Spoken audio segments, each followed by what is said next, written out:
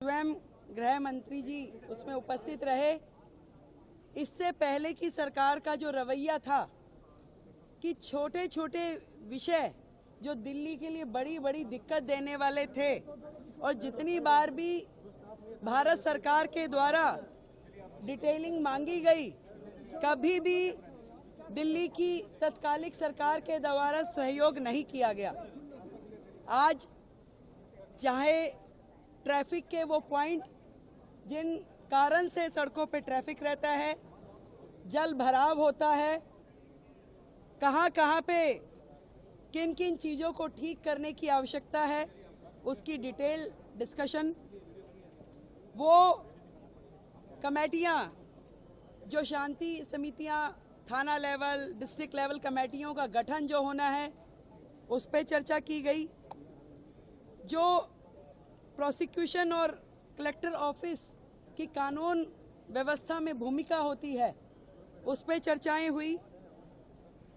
जे cluster में घोषणा पत्र में जो हमने घोषणा की, उसमें पुलिस आउटफिट बनाने पे चर्चा की गई। महिला सुरक्षा की दृष्टि से दिल्ली में उस पर भी प्राथमिक चर्चा हुई और जल्द ही इस पे डिटेल्ड नीतियां बनाते हुए, काम करते हुए वो सारा विषय भी किया जाएगा। सीसीटीवी कोऑर्डिनेशन, उस विषय पे चर्चा हुई।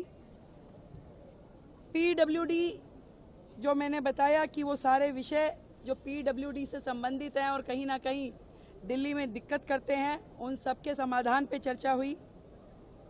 और राष्ट्रीय सुरक्षा और अंतर्राष्ट्रीय गैंग जिस प्रकार से दिल्ली की सुरक्षा व्यवस्था को के लिए दिक्कत है, उन सारे विषयों पे भी बहुत ही डिटेल्ड चर्चा हुई।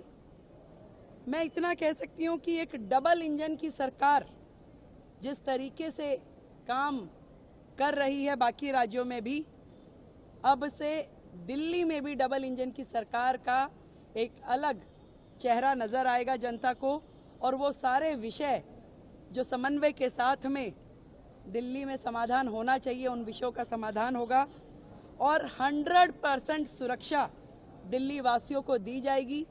इस तरह की समन्वय बैठक लगभग मासिक बैठक के रूप में, मंथली रिव्यू बैठक ये रहेगी और हर प्रकार से, चाहे वो ट्रैफिक ईज प्रोग्राम हो, चाहे जल भराव के बिंदु हो या प्रोसिक्यूशन इत्यादि के मामले हैं, इन सारे विषयों पे दिल्ली सरकार